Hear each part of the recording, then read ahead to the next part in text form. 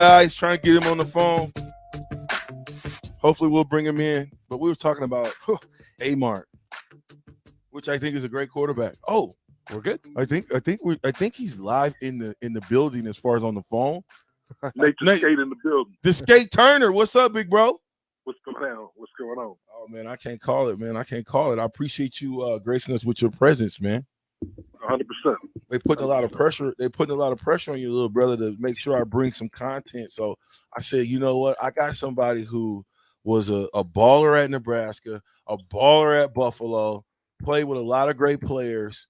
Nate, this before we get started, give the people a little bit about how you were recruited, where you're from, how that whole thing happened. How'd you make it to Nebraska? All right, Chicago, Illinois, born and raised.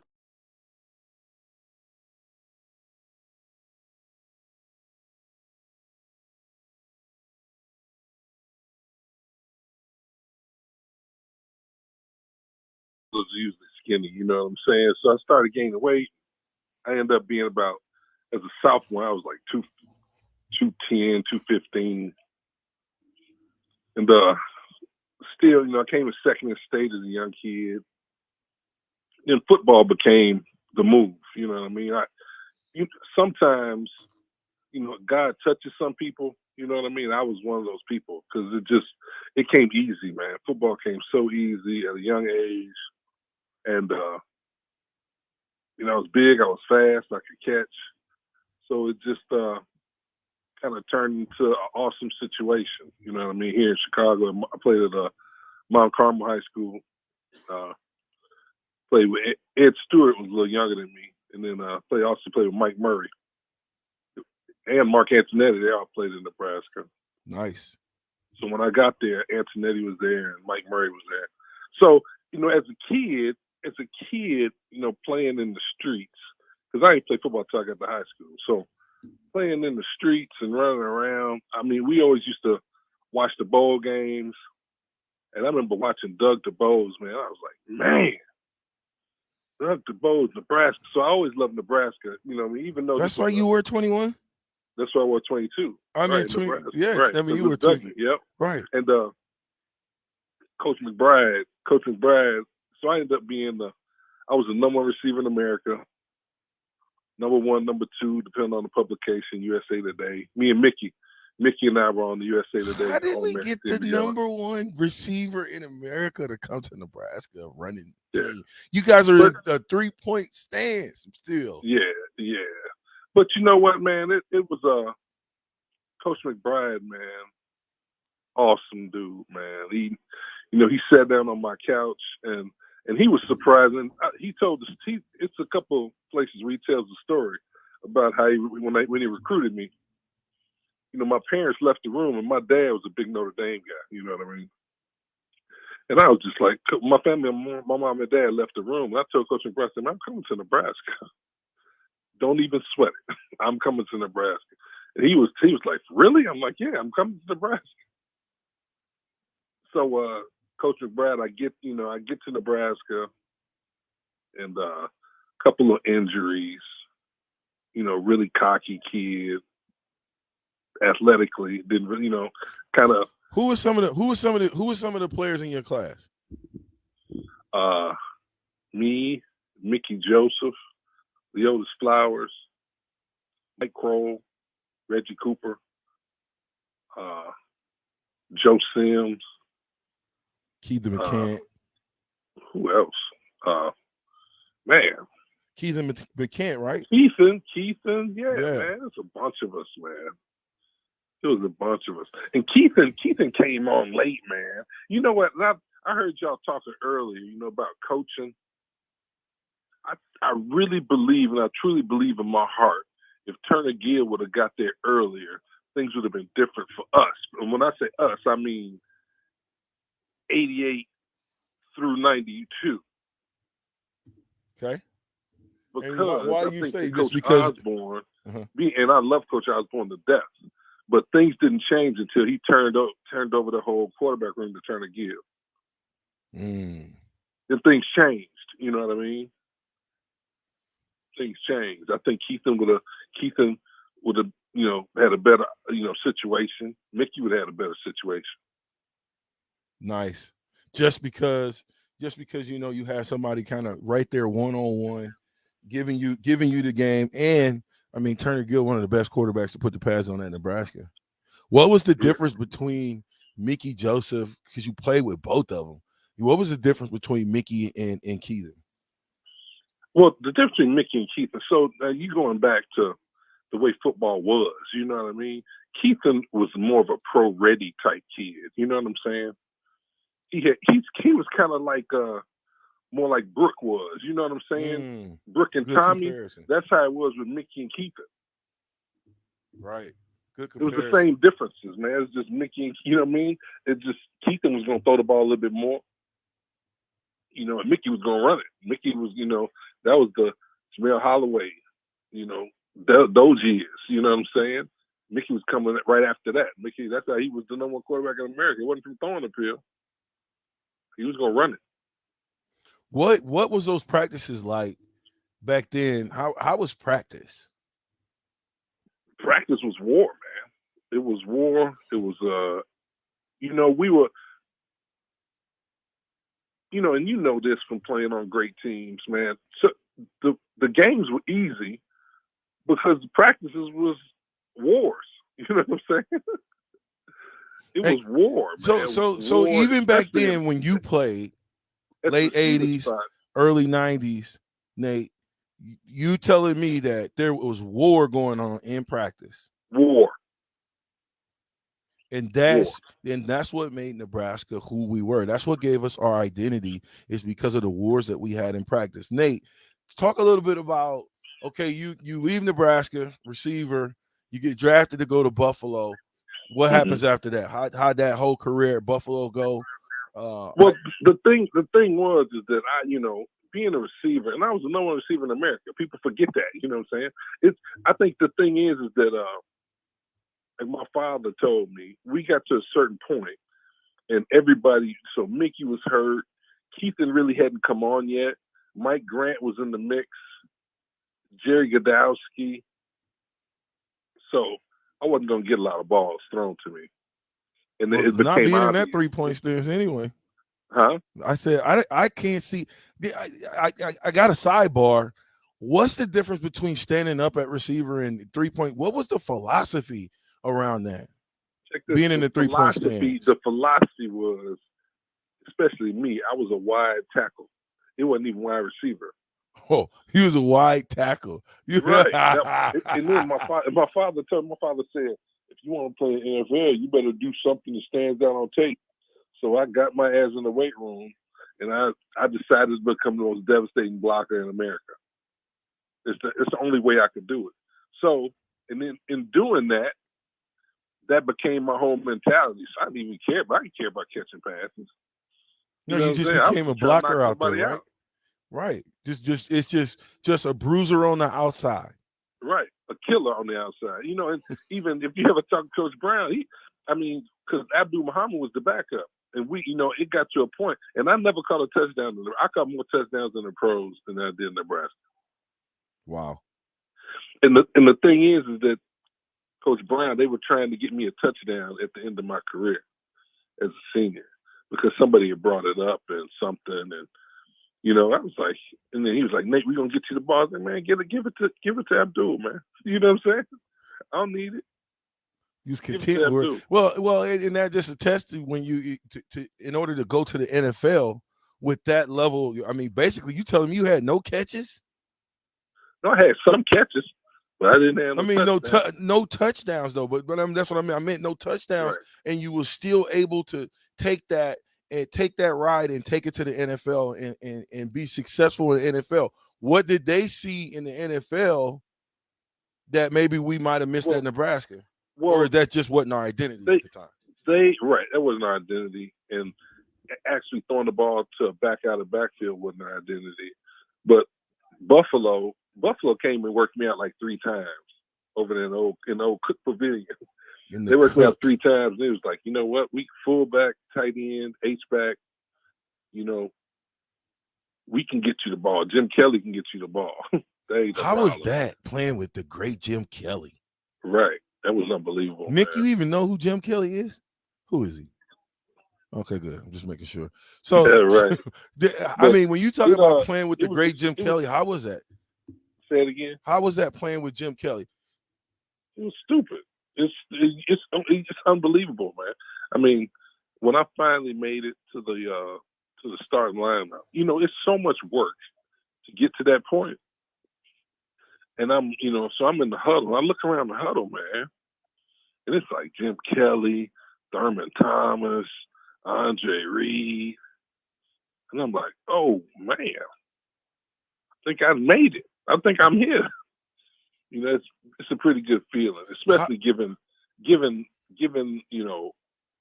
my talents and how Nebraska, I really didn't get used like I think I should have. You know what I mean? I wouldn't say like Roger Craig was used, but he wasn't used like he should have been, right? He gets to San Fran and he gets used. But as far as catching the ball, as far as running the ball, I mean, when I went to the combine, I was 247 and ran a 4.46. Wow, at 247. That's amazing. So they was like, "What?" So the question was, what was Nebraska thinking? They ended up being the question. You know what I'm saying? The question is, what were they doing? Well, at the time you had so many dudes. Right. There's a lot of dudes. Could you imagine if the transfer portal was going on back then? Right. I mean, it might have been a mess. So Jim Kelly, you was there on a lot of those games that you guys came up short.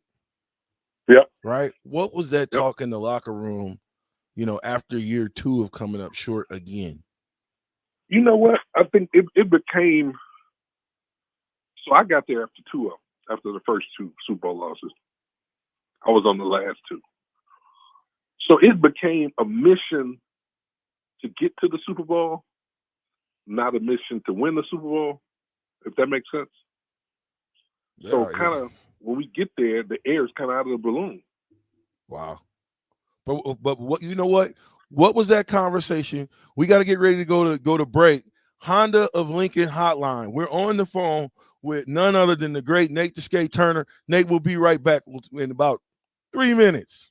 Brokers Insurance Agency is currently hiring full-time and part-time insurance professionals. They will provide you with the training and education to obtain your insurance licenses. Brokers Insurance Agency takes pride in educating clients with the best insurance program to help their clients meet their specific goals. If you're a hard-working, motivated person and would like to discuss a great career opportunity with Brokers Insurance Agency, please call Ken Richards at 402-420-5353 or email service@brokersinsuranceagencyne.com. The team at Brokers Insurance Agency is looking forward to helping you get started with your insurance career. Beatrice Bakery has been serving Nebraska with one-of-a-kind Grandma's Fruitcake since 1964.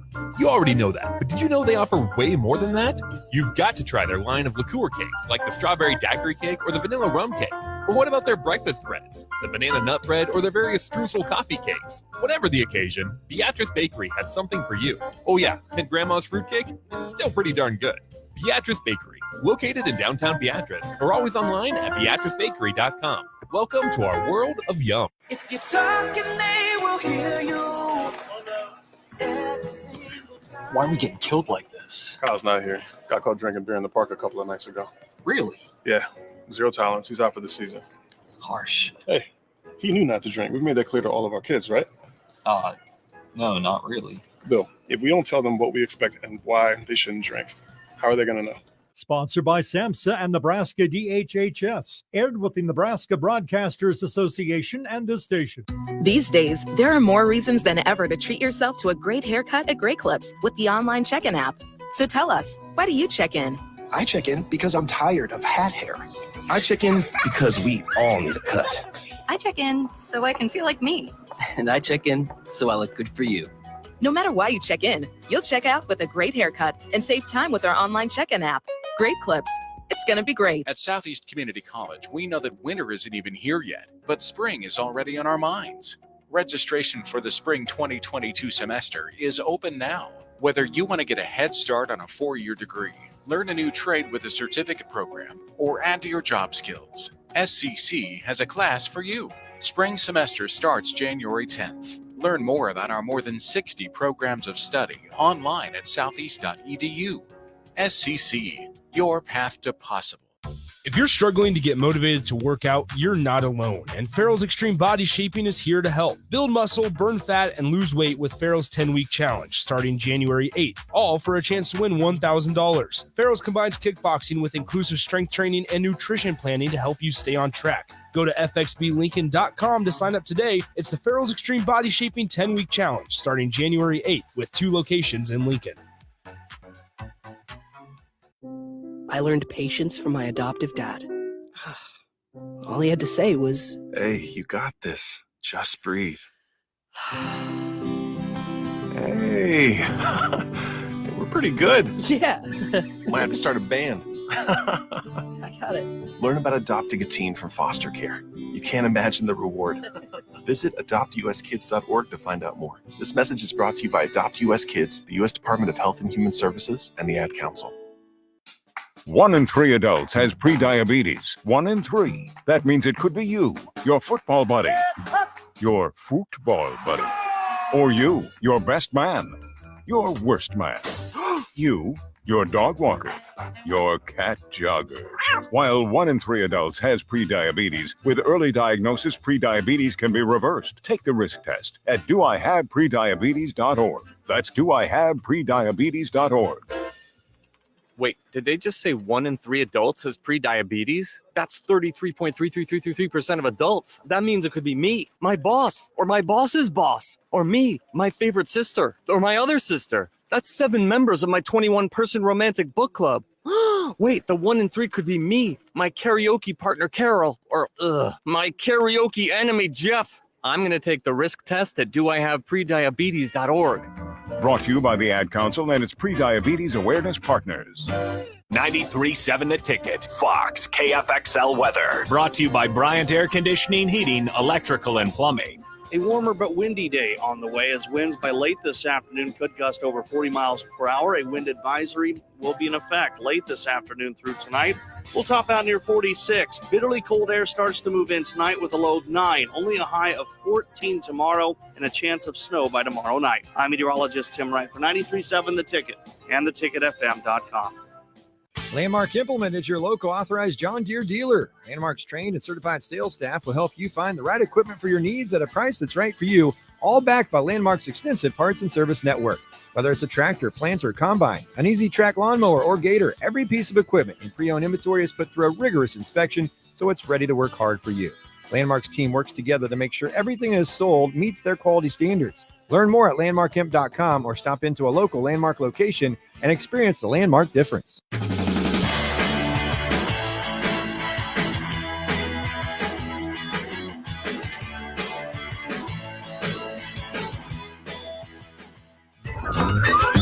Hey, hey, hey! It's Trev Alberts, and I'm gonna sing a song for you. Yeah. We're going to show you. Welcome back. I'm the captain, Vershan Jackson, with one of my super friends, Nate Turner on 93.7 The Ticket. What you know about that Fat Albert, Nate? That's some old school. That's old school right there. Yeah, we're going to have a good time. Nate, we having a good time, but listen, let's switch gears a little bit. Let's kind of talk about, I know you got a son. I call him the Great Tyler, 6'3" quarterback. Made it pretty deep in the playoffs in Chicago. I don't know if you made it to the championship game, but I know you guys made it pretty deep. What has the transfer portal kind of done to derail recruiting in a sense for, because he's a 2022 guy, for those 2022 guys? Man, to me, it's ruined it. It's ruined recruiting completely. It's turned college football into a free agent. There's a lot of free agency going on. Free agency. You just up and leave and play next year. Yeah, no sit I out. heard that kid from Oklahoma, the starter from Oklahoma, just left. Like yesterday, left Oklahoma. That's wait a minute. I mean, listen, we all know where he's going. We know where he's going, right? He's got to go to USC, right? You would think. Where else would he be going? He's going with his coach. His coach worked out all of the NIL stuff. Everything is all worked out. He's going to USC. to join the coach who knows him, who recruited him, who talked to his father. I guarantee it. Well, that's my prediction. Right. Texas But right now on the Sauter Heyman. The thing is, man, is with this new NIL stuff, I mean, you don't know. Somebody come up with some money. They come up with some money, a bigger package on the outside of football, and then what? Now you got a bigger package. He's already a proven football player. Here's a question for you guys. If you're in a place like Oregon, right? You took Bo Nix. Do you take Caleb Williams over Bo Nix? If you already have your quarterback now that a guy like Caleb Williams is in the portal. No, you do not do that. You do not. I don't think you upset that locker room like that. That'd be too. But like I said, USC is. You upset the locker room. Bo Nix just got there. I know, but still, you had guys that were still there already, right? So how does that upset the locker room if you bring in a guy? He hasn't even played it down yet. I guess. I mean, you got a point there, but then you automatically go in with a controversy, right? Yeah, but this whole thing has been controversy. The whole transfer portal, the whole kids finding a better deal. At what point do they go away from that, though, thing Nate? now? At what point do they go away from the transfer portal? At what point do they say, you know what, we're done with the transfer portal, no more? It might be coming soon. They either gonna get rid of it, or because all the these big market schools can come up with money. They can make up this NIL money. How about Texas giving their offensive linemen $50,000 a year? Right. Wow. Right. If you're an offensive lineman and Texas says, hey, not only do we want you to come here, but every year you play here, we're going to give you a check for 50 G's. Right. That's beautiful. How do you recruit against that, though? You can't, man. That's everybody. It's not, sometimes the game is what it is. When I played, it was some money floating around, but it was illegal as hell, and it was illegal. You know what I mean? Show me the money. Show me the money. That's this mentality of the athlete now. Show me the money. I can't believe they're throwing it out, and I guarantee you it's going to destroy college football because now kids are not going to play for these colleges because they love the game. They love it. They're going because of the money. That kid from Ohio State, what's his name? He hasn't played a down. Or maybe he only played like 10 downs last year. Show me the money. He made like $4 million. Show me the money. Why would a kid like that leave? Listen, if you have eligibility left to come back to the university in this day and age of the NIL money, why would you ever leave? You can make money before you leave and then go in with a little bit of a little jack. So if you get cut, because if you play in the NFL, you're going to get cut at some point. Right, 100%. You should probably have a little nest egg going in. That would be nice. That would be nice instead of Pell Grant. So talk to me a little bit about Tyler. I know you got two sons, but Tyler's the last one out the nest, getting ready to go to college. Talk a little bit about kind of what he's doing. What's his measurables? What's his size? What's Tyler got going on the horizon? Because I know one thing, he can spin it. He's 6'2.5", 6'3", 210 pounds, and has a knack for winning games and in situations. He's done that a couple times in his career, at least three, 4 times. When the chips are down, and he has a knack for making big plays in those situations. So, and he loves to throw it. He's not. He's a pass to run guy, not a run to pass guy. Okay. And he had a decent run game, which helped him out. You're talking about the run game in Nebraska. Sometimes, man, you got to have a run game to help quarterback out, man.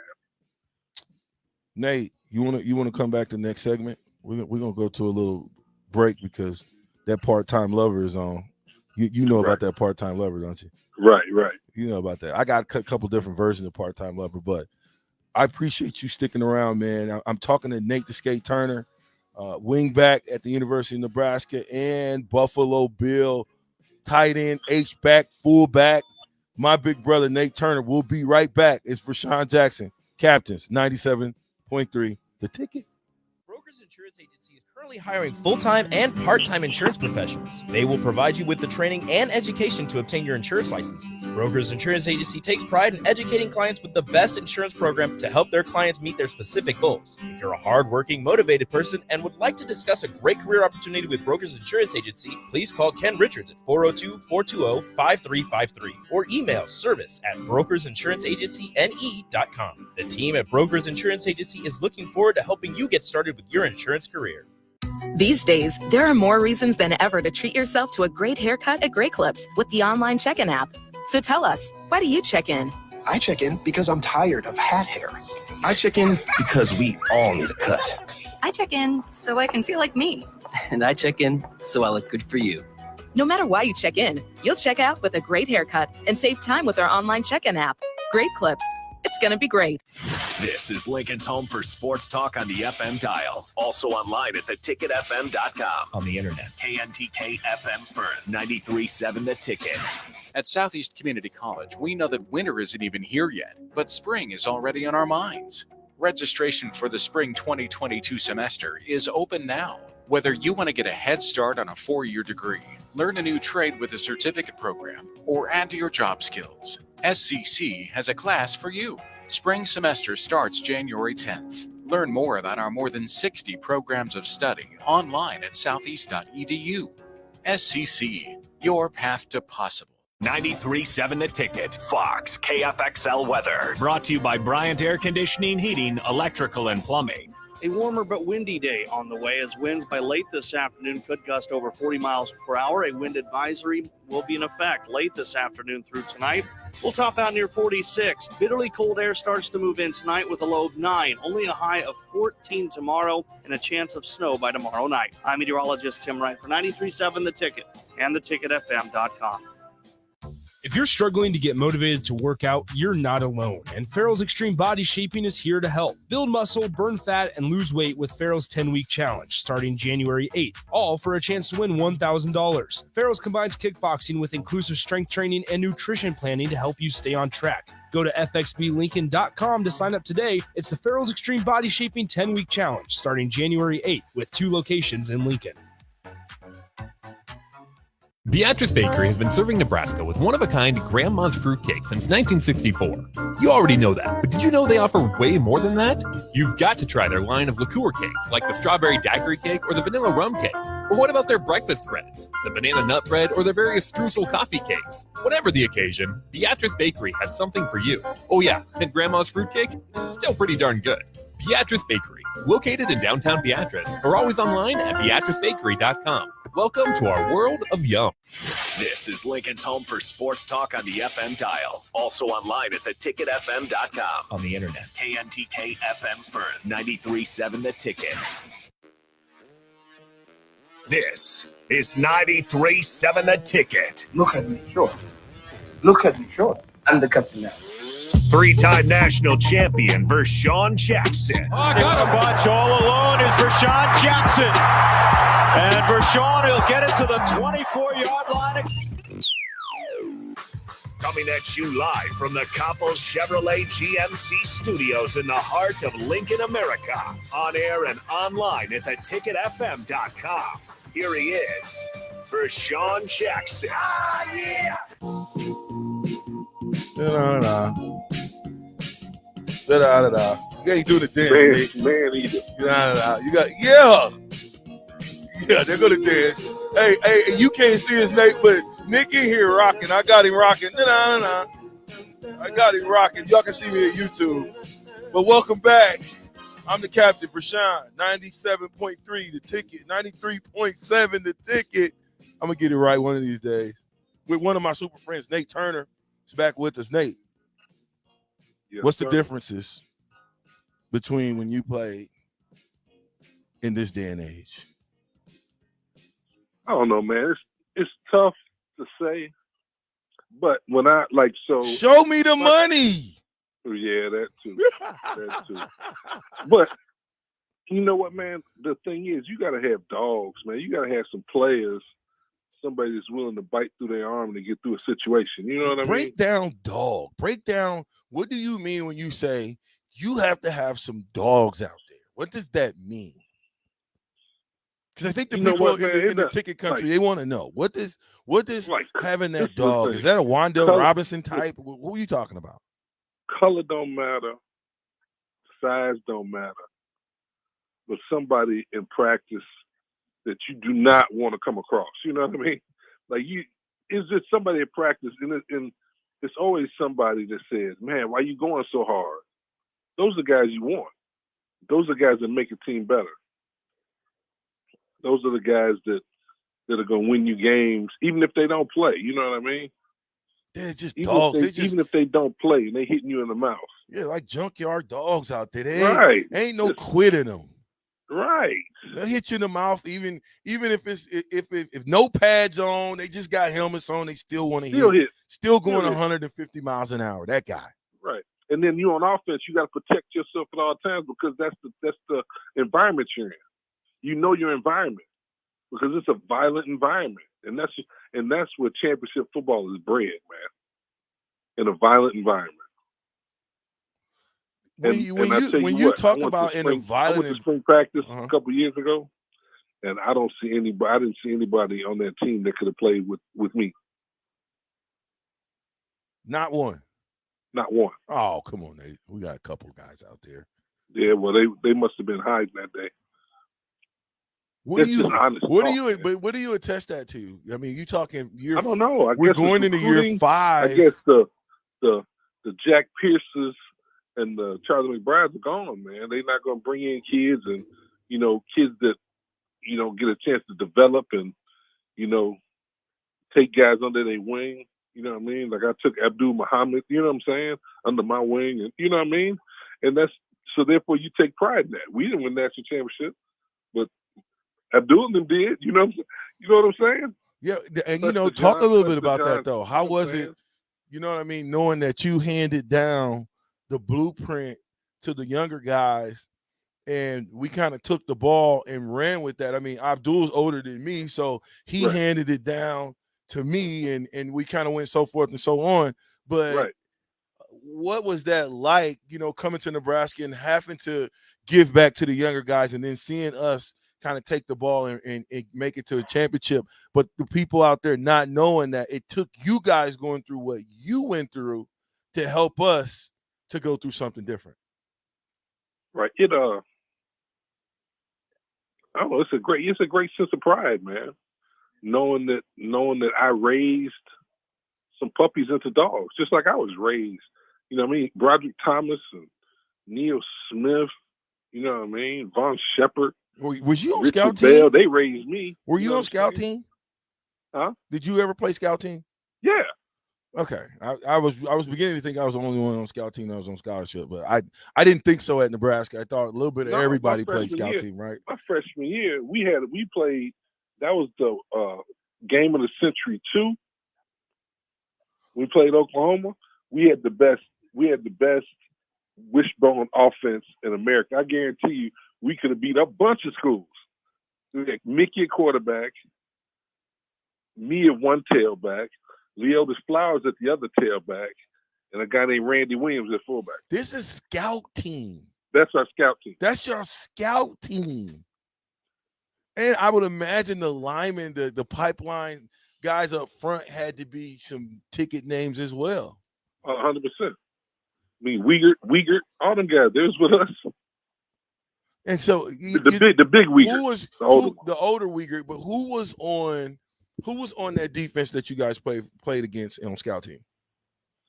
Leroy Etienne, Broderick Thomas, Neil Smith. Who else, man? Charles Fryer, Tim Jackson, Mark Blazik, Marvin Sanders, man, just black shirts. Wow, Mark Jeff Blazik. Mills. We got a history lesson going on right now, Big Nate. Black shirts, man. Yeah, listen? I say that, and sometimes people be like, "Well, what do you mean?" I said, "Black shirts." When the black shirts played, when we was on scout team, it was no holds barred. No, it was wide open. Okay, it was like a game. Anything goes. Matter of fact, it was worse than the game because there were no refs. No refs. Exactly. Anything goes on it when you at practice going against the black shirts and you're a red shirt or you're on scout team, anything goes. Right. But that's how people take you under their wing. That's when Broderick comes up to me and goes, "Hey Nate, you know what I mean, slide through." You know what I'm saying? Because he knows you cut from the same cloth, man. You know what I'm saying? Guys know it takes a dog to raise a dog. You can't raise a dog with a cat. That ain't gonna work. Now let me ask you a question. Did you guys have to pay rent? Pay rent at where? In the apartment or in the dorm? No, in the locker room. When you moved from the When I North moved Stadium to South Stadium, from north to south, did you back in the pay day? rent back in the day? Yes. No, You didn't have to pay rent. no, we didn't have that. Oh wow! So that was something that came. I wonder when that came. When that started. It was right after me, I believe. Had to be because Jokers was paying rent, man. You knew right after that last 2-a-day practice, and they said, "Hey, get your stuff together. You're gonna move from North locker room down to the South locker room. It's rent time." I'm thinking, "Oh my god, oh my!" And I'm not even gonna tell them what rent was, but I just couldn't. I just can remember that vividly. That when the older guys started talking about paying rent, that it was going to be some problems. Right. It was going to be some 100%. problems. And it really wasn't going to be a problem. You just going to do it. Nate, you've last year, talk to me. 3-9. We're 3-9. Mm-hmm. What? Give me your synopsis on the season. I think Martinez got babied. Oof. I think Martinez got babied to the point where he didn't even push himself no more. So if you know you're not gonna get the damn the Sandman not gonna come and take you out of the game. You know what I'm saying? And when I say the Sandman, I mean like what's that in New York? What's that thing called? What? When they when Sandman come with the cane when you're on stage. What you talking about? At the Apollo. The Apollo. Right. So yeah, we call that the cut man, but he come with that big old cane and snatch you up off the stage. Right. So if you playing and you know he not coming, guess what? Your every day is different. Your every day is different. You don't have the same type of pressures as somebody else. Tommy and Brooke was going back and forth, I guarantee you it was asses was tight. Yeah, and pretty that's tight what during that championship era. football is bred when it's tight, man. Pretty tight in that area. That okay, so let's just talk about we talked transfer portals. We talked a little bit about let's talk about recruiting. Okay. How important do you feel like recruiting is? And I'm not talking about recruiting stars. I'm talking about how important is recruiting those dogs and football players to an organization?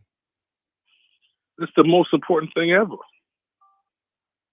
You got to recruit dogs. You got to recruit football players. You know, you have to recruit football players. Just like the NFL isn't made up of first-round picks. NFL is made up of a bunch of 6th to 5th round picks. Yeah, that's the bulk of the league, man. So if that's the case, that means you're talking about 2 or 3-star guys, right? And coming out of college, coming into college. So if you're not bringing those guys in and developing those guys, you're getting some guys that are, that aren't even the numbers are trumped up and this and that, and been in weird situations where they're not playing, on a big stage. And so you're getting something and it's not what you think it is. You're getting a product and you think it's A1, but it's not A1. And then you don't have the wherewithal to develop it because you think, all these coaches think they're getting these top guys and you're not developing any talent. You have to develop talent. And developing talent means doing what? Developing talent means taking your time and teaching kids how to play the game instead of wanting a ready-made product. I tell you what, man, there's a bunch of dudes, man, especially the linemen like Brian Borderboom and them guys, man. Check it was a point in time I really didn't see those guys when I was in school. But check this out. Come junior, senior year, guess what? Here they go. You know what I mean? I Mm-hmm. mean, come on, Develop. man. Guys, disappear, go hang out with Boyd Epley for 2 years, and then come back. You know what I mean? I agree with that 100%. I mean, if I didn't spend the time that I spent with Boyd in that Right. weight room, there's no way I would have played at the University of Nebraska, especially as a 6-foot tight end. Right. Wouldn't happen. Switching gears. AB. What's wrong with him? Man, I don't know. I think it's mental health, man. Would you ever do that though? Would you No, ever that's not? First of all, would you remember Sully used to say this all the time. George Sullivan, bless his heart, the late great George Sullivan used to say, "You're either hurt or you're injured." 100%. Right. If you're hurt, you can go back in the game. Right. If you're injured, well, you ain't going back in the game. Right.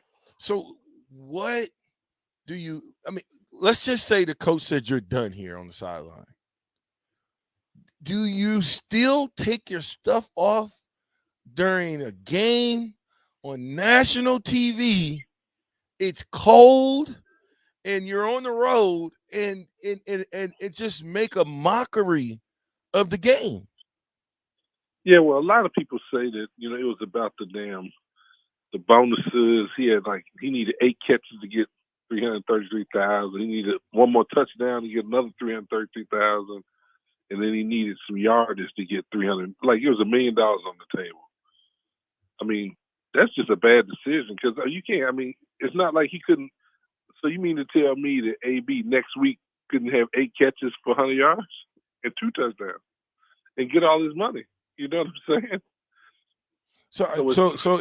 Have you ever been in an NFL game and told the coach, "No, I ain't going back in because my ankle hurt"? Yeah, no, that don't happen. That don't happen. I don't care on what level. But there's been, I don't know if you remember Kenny Davis. No. Thurman Thomas's backup, Kenny Davis, Texas Tornado. Okay. This kid, man, so we were playing in a game. This is the end of my Buffalo days. We were playing the Colts, and Thurman got hurt, and then Kenny had a bonus for like 650 or 700 if he had so many yards. He was only like 60 short. And I played halfback and fullback, you know what I mean? And Thurman got hurt, and instead of putting Kenny in, they put me in. Oh wow. Right. They playing with his pockets. Right. Oh. So is it that, or is it a hodgepodge of different situations? Is it that he does have mental health issues? He's you've seen it throughout his career. Yeah, I don't think for him it's about the money. Right. I don't think I think he's got enough money to where the money has made him do the tomfoolery things that he has been doing. But I'm saying, as a coach, when does the talent become so great that you accept tomfoolery? Well, that's see, and I think people change because then they were talking about Mike Tomlin. He's the best coach ever because he put up with AB for so many years. I think AB has developed into the AB he is today. Correct. I don't think, it didn't just happen out of the blue. Whether it's his mental health, whether it's maybe he has some CTE stuff, maybe he makes, I got a buddy of mine that's got it really bad, and he makes bad decisions, man.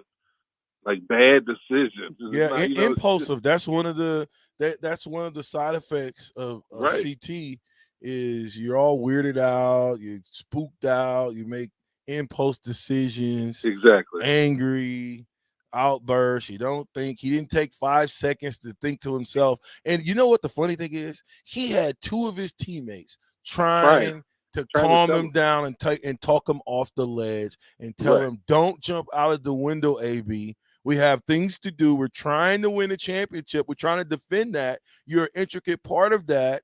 You lied and you came up with these fake COVID test deals, right? Which should have got you kicked out of the league, but they couldn't because of Aaron Rodgers. So they said, hey, we can't do anything. If we're going to do something to him, we got to do something to Aaron Rodgers. And they weren't going to do anything to Aaron Rodgers. And so now you get slapped on the wrist there.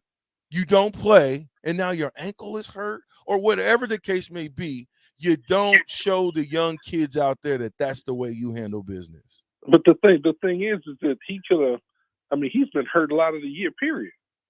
So, like, if it's about the bonus, that's his fault then too. You know what I mean? It's not just people picking on him. Yeah, I again, when you start getting players who feel like they're bigger than the team, or coaches treat them like they're bigger than the team, then you have a problem. Right. But he weaves in and out of sanity, man. You know what I mean? You can just hear about, if you just go back and look at the videos of him doing stuff, sometimes he's really, there. And sometimes he's not there. And I'm not sure what triggers it. Again, it showed me the money, man. The money has a very wicked way of teaching some people who don't understand how to value money, teaches them how to turn money and just turn it and make you do things that you normally wouldn't do had you not had that type of money, had people not put you on the pedestal because you're a multimillionaire and you're a big time receiver. For the life of me, I didn't think that was the right thing for him to do. If you don't like the game, if you don't like what the coaches told you in private, take your issues up then. If you don't want to play anymore, do it then. But don't make a spectacle of yourself. And then, people look at AB and say, well, that's how a lot of those receivers are in that situation, the prima donnas. Right. So I was just thinking about that, like, wow. And let's just go back to what do you say to a guy like that as a coach? There's nothing at this point in time. There's nothing you can say. And and the thing is that times have changed. The money's changed and times have changed. I know that none of that tomfoolery would happen on the Buffalo Bills. It would have been he would have had to have a conversation with Darryl Talley and Bruce Smith, and it wouldn't have been good. So you telling me that the players would have took care of that? Yeah, it'd have been squashed right then. All that, I remember saying that before. When you remember when who was the receiver for the Bengals back in the day with the real good feet? Ocho Cinco. Just a lot of the stuff, a lot of things he says, a lot of things he does, just like even Terrell Owens. You know what I mean? That stuff wouldn't have been put up with. They'd have had a meeting, and you wouldn't have liked the meeting. From a player's perspective, and that's the thing I think that's missing sometimes when you look at Nebraska, is the players aren't policing each other the way that we policed each other back then, because that would not be tolerated. Like, a player was going to snatch you up, you'd be walking back from the training table and get snatched up and get dealt with, and I guarantee you won't have the same type of mindset after you get dealt with by those seniors. Right. Leadership. I've seen some crazy stuff, man. And this is championship NFL football, man, where it's the team is run by the players. It's run by the leaders of the team. It's not questionable. It's not a democracy. You play with you play with you Bruce, fall in place. Bruce Smith was up there, huh? Yeah. How was that? Because here's what I'm gonna say. When I played for Kansas City Chiefs, I went against Derek Thomas, and let me just tell you something. The dude made me look so stupid on 2 different occasions because of based on, and this is what he told me afterwards, based on how I was in my stance, he knew whether or not I was loading up or I was sitting back. Right. And so I think about Bruce Smith. He was one of my favorite players. I love playing with Bruce Smith on the game. But I mean, he seemed like he had like a 10-foot wingspan. Yeah, he could. I saw him. We played the Colts one year, and he decided he could turn it on and turn it off when he wanted to. And when he would turn it on, you couldn't throw, you couldn't pass, you couldn't run, you couldn't do nothing. You couldn't do nothing offensively. He would disrupt everything. Yeah, he's like the guy like Sue was in Nebraska. Remember that? Yeah. Same type of shit, but on the professional level. Right. Well, I'll tell you what, Nate, man, I feel like I could talk to you for 3 straight hours, I definitely want you to come back because I 100%. feel like I got to get ready to go to the top of the hour. But man, I'm telling you right now, I look forward to talking to Nate the Skate again and just kind of digging into the fabric of Nebraska football, just then and 100%. now. And I appreciate you, big bro, coming on the show, man. It's No, called for sure. Love Captains you, for a man. reason, We're going to get together. Let's go. And then we'll talk a little bit about the Wayne State Wildcats next time. Right on. Thanks, man. We'll be Yes, right sir. back. We just got through talking to Nate the Skate Turner, my big brother, on the Honda of Lincoln hotline. If you want to call in 464-5685 or Solder Heyman text line 464-5685. It is Vershan Jackson. It's the captain on the ticket 93.7. At Southeast Community College, we know that winter is